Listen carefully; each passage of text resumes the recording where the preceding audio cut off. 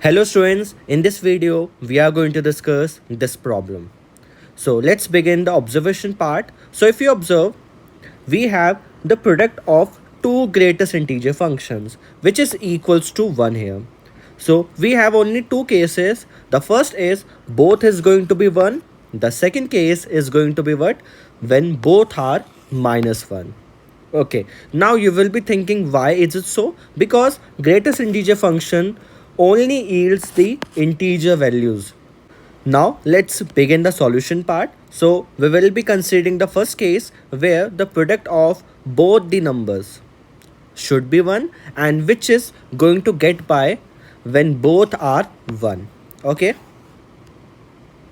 so we will assume the greatest integer x is going to be 1, and this is a case where x must be belongs to between 1 and 2. Okay, where 2 is not included obviously. Now we will discuss the second part, that is this one. This also should be 1. So for that we will say x plus half is going to belong close interval of 1 to the open interval of 2 here. Now from here we can say that x is going to be what?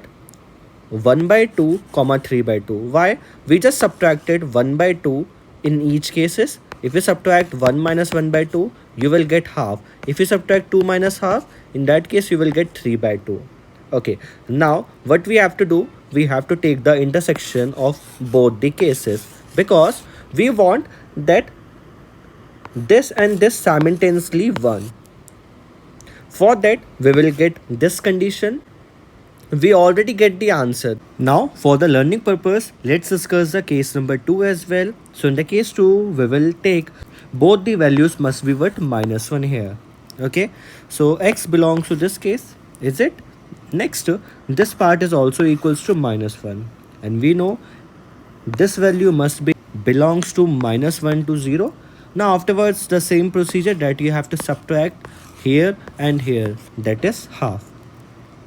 After getting subtracted, you will get this interval and you have this interval, and the same procedure here you have to apply, that is just take the intersection of these two and you will get the answer.